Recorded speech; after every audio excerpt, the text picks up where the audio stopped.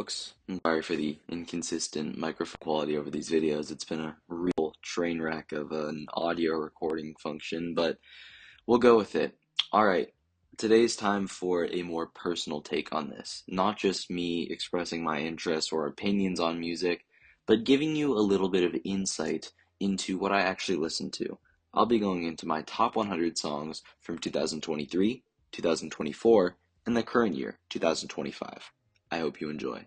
Alright, let's just start with Replay 2023. This was the main year that I started to get into music, when I started to find things more interesting, when I started listening more, all that kind of thing. And so, this is sort of what it looked like.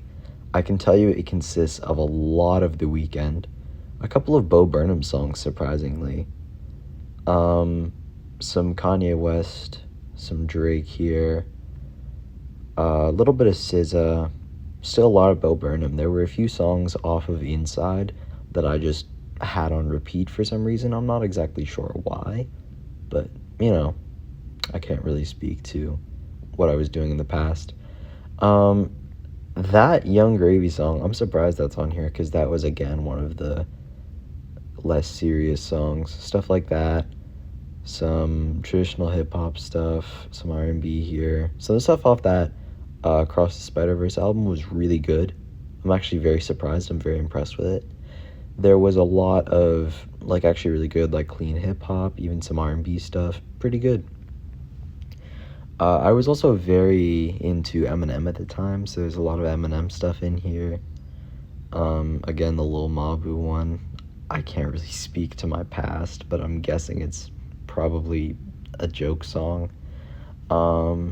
Some J. Cole in here, a little bit of hip-hop towards the top half, but it's not as predominantly hip-hop as I would have expected. I guess The Weeknd has just kind of, absolutely ruled this period of time. A little bit of Olivia Rodrigo, World Cup, another joke song, surprisingly. A little bit of hip-hop, some stuff like The Box, On Site. Where to Start is a really weird song. I'm surprised that's on here. Again, a lot of Weeknd, a little bit of stuff off Alone at Prom, some Kanye West, more Weeknd, Drake, Kanye. Yeah, it's starting to shape up to be Kanye, The Weeknd, and Drake to pretty much dominate most of this. Jeez, and then we have Central C. Jeez Louise, that was quite an interesting EP. This EP was something. The one with Trojan Horse, UK rap, all that kind of stuff. It was interesting. Forever, I guess I just had on repeat. There's a lot of Olivia Rodrigo hate. I don't know why, but let's crack the top 5 here. Let's see. The Color Violet, yeah, that makes sense. Professional. Kissland, this is a very slept on album. This is an album that's extremely underrated because it's extremely conceptual. There's a lot of depth to the writing. I'm actually very impressed with it as an album. I would say personally, I think it's The Weeknd's magnum opus, but I think that opinion is subjective. Modern Jam, that Tizo Touchdown feature is absolutely fantastic. That Tizo Touchdown feature is what actually put me onto him, I believe. And then I heard some of the stuff off Call Me If You Get Lost that had Tizo Touchdown on it. And I sort of just started exploring his catalog from there. He's not really big in my taste right now, but he's definitely a really good find. And then again, more Weeknd stuff, and the number 1 was House of Balloons, Glass Table Girls, which is, again, a very interesting song. I'm surprised. It's 6.5, maybe even 7 minutes long, so I'm surprised that it actually made the list. But yeah, that just about rounds out 2023. Alright, now we're on to 2024. And here, this is where my music taste really started to evolve. I started exploring stuff more. I got very into hip-hop, but I still remained fairly interested in R&B. Towards the end of the year, I became very Drake heavy. My playlist and my rotation was very centric to Drake. The song A Keeper here, I'm surprised it only makes it at spot number 100 because for the last few months of 2024, this was pretty much all I listened to. I'd say I probably had a good 20 or 30 listens of that song. Again, some Kanye West, as I said, some hip-hop. And yeah, the Daniel Caesar here, a lot of that is going to be late in the year as well. That's probably mid to late December. but it made the cut. Same with Flights Booked.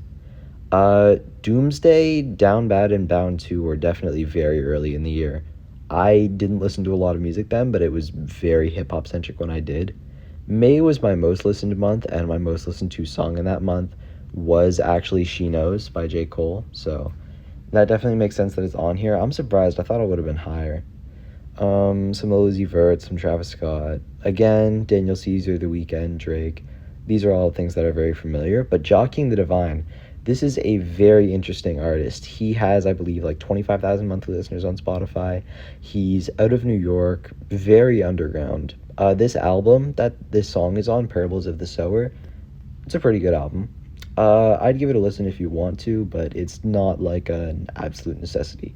It's not going to change your life, but it's some good New York hip hop if you want to listen to it. Again, some more like traditional hit based stuff like a Millie, um, Take Care, Monster, Orange Soda. Those are all pretty big like hit songs.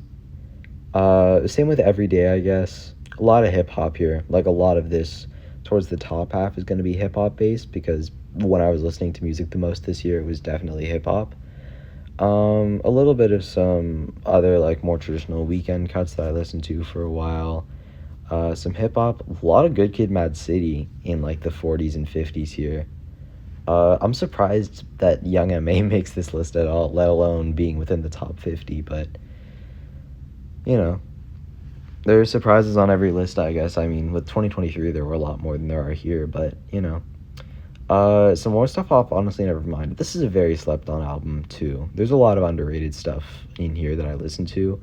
Because for me, it's a lot of, like, I like what I like. I don't really follow the mainstream, like, to a T. But a lot of the artists I listen to are fairly surface level.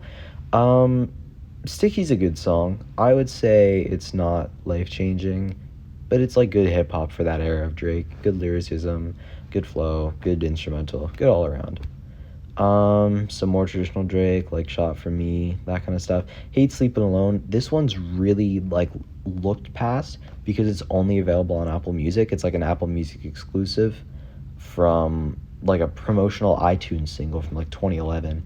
But this is a fantastic song. I think it takes use of the Take Care era production. I feel like it's like probably the best song to use as like an example to pick apart of like Take Care era production.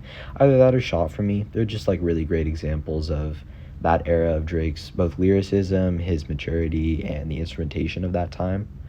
Buried Alive interlude is a lot. It's very out of left field because I think I started listening to this ironically enough right when the conflict between those two started. So it was almost like it was a really weird experience to listen to knowing all the tensions that were going on, but it's a fantastic song. Kendrick Lamar, he just absolutely delivers on there. And of course, some of the diss songs like that. A lot of stuff from the diss tracks. Nights by Frank Ocean. I'm surprised. I didn't listen to a lot of Frank Ocean last year, but Nights was definitely one that I listened to a lot. Um, Other than that, I guess it's just more like a little bit of Steve Lacy here, but not like actually exploring Steve Lacy, more just what I heard on the radio. Again, Good Kid, Mad City doing a lot on here. Some more J. Cole stuff. The Race by TK, this should not be here. I didn't listen to this song at all. I think I may have just accidentally left on a loop one evening, and then it just gave it like 36 plays in October, which is absolutely ridiculous because I'm not listening to The Race like 9 years later, unironically. But yeah, other than that, some more Kanye. Champagne Poetry, that was like basically the entirety of the back half of my year. Wants and Needs, that's really great. That's a fantastic song. A lot J. Cole's features fantastic. And the number one is actually Sure Rain by Kendrick Lamar. This is an interesting song. It's very unconventional, I think. The storytelling is fantastic. The instrumentation is fantastic. The atmosphere is great. I think it's a really good example. All right, sorry, the audio got cut off a little bit there. I think I just ran out of storage on my phone, to be honest with you. But here we are in the current year. This is what I've been currently listening to. This is going to change over the course of the year. But we're starting off strong with some stuff off Hurry Up Tomorrow. I've actually really liked this album.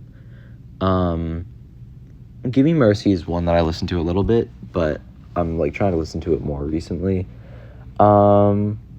Again, a lot of this stuff was just in rotation, like it just made its way across multiple playlists, and so it got a lot of plays. Hard Part 6, I'm surprised is on here, because I only started listening to that a couple weeks ago, whereas something like Free Mind and Don't Dream It's Over are things that I've been listening to for ages. Double Fantasy, I haven't really listened to at all, to be honest. I'm surprised it's in here. Some of the more, like, classic Drake stuff or more iconic Drake stuff. Some Brent Faiyaz, a little bit of Laufey, but nothing that's, like, in-depth, just sort of some of the more mainstream stuff. Some Drake, a lot of Drake. Biba Doobie, Tory Lanez, Olivia Rodrigo. Again, it's just sort of that same pattern repeating all the way up. Some Frank Ocean, some P&D, some Mujo. Not really actually Mujo, just that song in particular.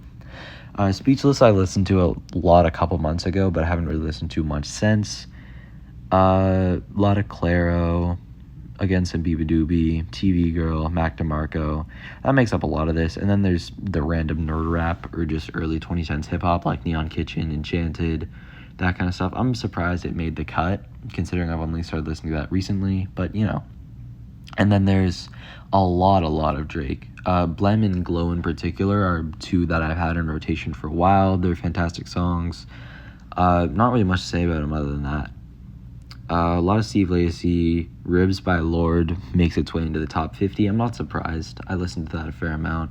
Same with Preoccupied and Third Person Point of View. Houston All That I'm surprised about. I only started listening to that a few weeks ago. Forever I've only listened to for a few weeks, so I'm surprised it's here. This Cult Member song is good, but it's not like most of the other Cult Member stuff. It's really good though. It's very unique. It has a really good sonic atmosphere. Again, some Biba Doobie, Claro, Cash Page, Faye Webster, Frank Ocean, Drake, A$AP Rocky. I think that's all pretty typical. That rounds out most of this. And then there's a random house song sample Sade. But I mean, who doesn't like a good Sade sampling house song? Drive Me Crazy, Lil Yachty. This one has basically been the driving force of my rotation for the past like 2 months. It's just been absolutely fantastic. Keeps delivering. Summer's Over in Elude, that's another really good one. It's a classic. New Roses is good. And then again, it's just a lot of like Weeknd, Daniel Caesar, Drake. But most of this stuff was actually fairly early in the year, except my top 3. Blonde has basically carried my last month or so. It's almost all I've been listening to. Nike, Siegfried, Skyline 2, Nights, not so much, or not as much as I used to. But I think those 3 in particular have definitely ruled my rotation for a long time. And so it definitely makes sense to me why they're here.